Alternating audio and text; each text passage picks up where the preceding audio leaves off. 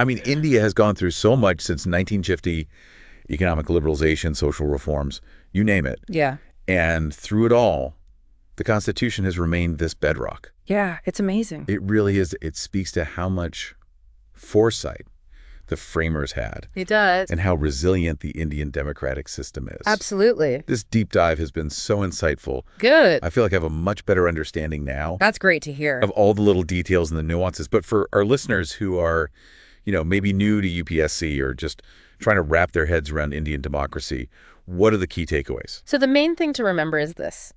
The Indian Constitution isn't set in stone. It's a living document that can change with the times. It's meant to be adaptable, but not too easily changed. Yeah. The amendment process, make sure that any changes are really thought through, debated, and have broad support.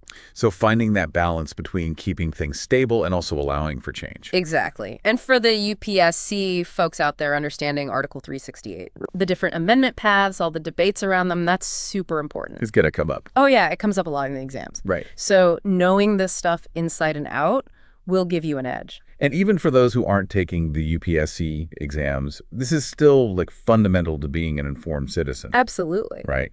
It's about knowing how our democracy works, how changes are made, and how we can participate in shaping the future. It lets you have these really interesting conversations about the Constitution. Yeah. Its strengths, its weaknesses, and how it can adapt in the future. Okay, but now to play devil's advocate for a second. Okay. We've talked about how flexible the Constitution is. Right. But couldn't that flexibility also be a weakness?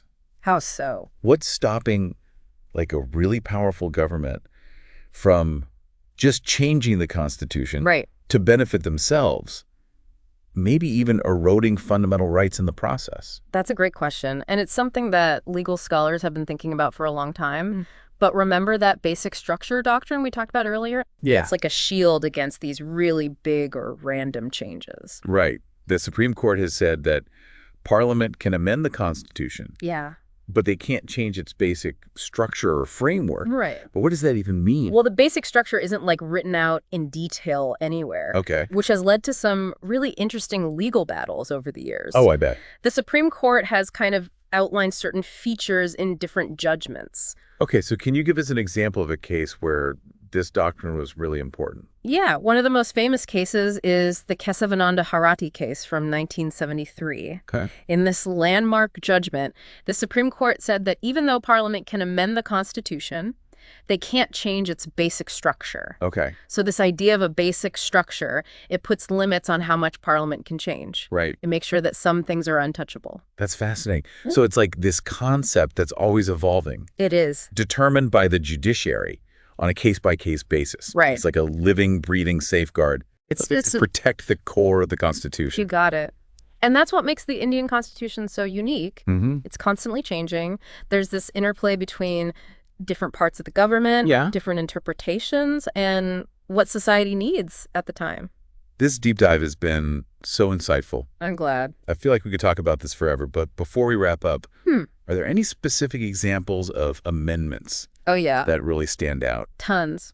But since we're talking to folks who are maybe new to all this, let's highlight a few that are super relevant for understanding how Indian democracy has evolved. Okay, let's do it. How about we start with the First Amendment passed in 1951? Okay, the First Amendment right after the Constitution came into force. That's got to be significant. Yeah, it was a big deal. One of the key things it did was related to land reforms. Lands reform, okay. Which was a huge issue back then. It was all about addressing historical inequalities in land ownership and giving the government the power to acquire land and give it to landless farmers. So from the very beginning, they were using the Constitution to make social change. Exactly. They were tackling one of the most important issues of the day. Were there any controversies around this First Amendment? Oh, yeah. Definitely. Some people said it went against the right to property. Oh, interesting. Which was a fundamental right at the time. So even back then, you had this tension between individual rights and the goals of society as a whole. Right. And they used the amendment process to try and figure it out. Exactly. What other amendments should our listeners know about? Another big one is the 42nd Amendment passed during the emergency in 1976. Oh, yeah. The emergency, that was a crazy time. It was. I bet there was a lot of controversy around that amendment. Oh, there was. It was one of the biggest amendments ever. It made changes to the preamble. Wow. Fundamental rights, directive principles, the whole shebang. So what were some of the key changes they made? Well, it declared India a socialist and secular republic. Okay. Adding those words right into the preamble. And it said that in some cases, directive principles were more important than fundamental rights. Okay. They were trying to make the government stronger so it could focus on things like economic development. Yeah, those are some pretty big changes. I can see why it caused such a stir, especially at a time when civil liberties were already under threat. Yeah, a lot of people saw it as the government trying to grab too much power and take away individual freedoms. Okay. Well, when the emergency ended and a new government came in, they actually repealed or changed a lot of what the 42nd Amendment had done. Through another amendment. Yep, through the 44th Amendment. So it's like the amendment process can be used to course correct. Exactly. It's not just a one-way street. That's amazing. I love how dynamic this whole thing is. It is. Amendments can be repealed, changed, or even replaced by later ones. Wow. The Constitution is always evolving. It's a reflection of what Indian society wants and values at different points in time. Okay, so we've got the First Amendment dealing with land reforms, the 42nd Amendment reflecting the craziness of the emergency, and then the 44th Amendment kind of cleaning up the mess. Yeah. Are there any other amendments you think are really essential for our listeners to know? For sure. One that stands out is the 73rd Amendment from 1992. Okay.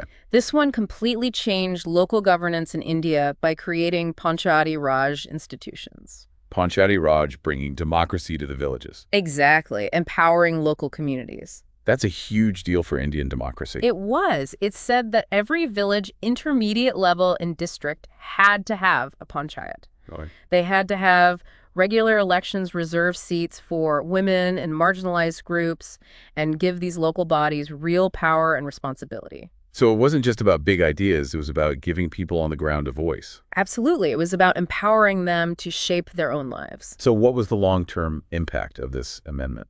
Well, the 73rd Amendment, along with the 74th, which did the same thing for cities, is seen as a huge achievement in making Indian democracy stronger. How so? It moved power away from the center and gave local communities more control over their own affairs. But I imagine a change that big came with some challenges. Oh, definitely. Things like making sure they had enough funding, building up their capacity, and dealing with inequality and corruption. Those are some big hurdles. They are.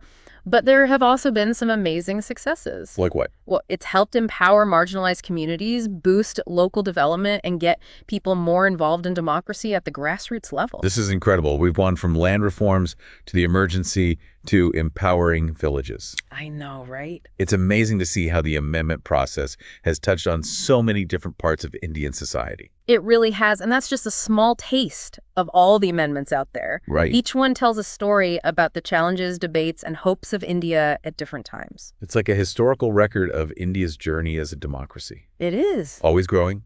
Yeah, and trying to build a fairer society. Exactly. But through all those core principles of the Constitution, the basic structure, they've stayed the same. They have. Even with all the changes, those fundamental parts of the Constitution are still there. They make sure that things stay stable even as things change around them. So the basic structure doctrine is like a guardian. It is. Making sure that no amendment can completely change the nature of Indian democracy. Exactly. It protects the heart of the Constitution. Wow. This has been a fascinating deep dive. I feel like we've just scratched the surface here. Yeah, it's a huge topic, right? Even people who study this for years are still debating all the little details. But I hope we've given our listeners a good starting point, especially those who are just getting into UPSC prep or just want to learn more about Indian democracy. Absolutely. We've talked about the different ways amendments can be made, who gets to do it, Parliament, the states, the whole basic structure thing that protects those big, important ideas of the Constitution. And we even got to look at some of the most famous amendments in Indian history. And we saw how the Constitution has really been this living, breathing document changing along with India itself. It's not just a bunch of rules written down, but a framework for discussion, debate, and how things can evolve. Yeah, it's like this conversation that's been going on for generations, always being reinterpreted and reshaped to meet the challenges of today. That's a great way to put it. It's what keeps it so relevant and powerful. It's not just about the past, but a guide for the future. I love that. So before we wrap up, I have one last question for you, given everything we've discussed. How society is changing the political landscape, all the challenges India is facing in the 21st century. What future amendments do you think we might need to make sure the Constitution stays relevant and effective? That's a really interesting question, and I'm sure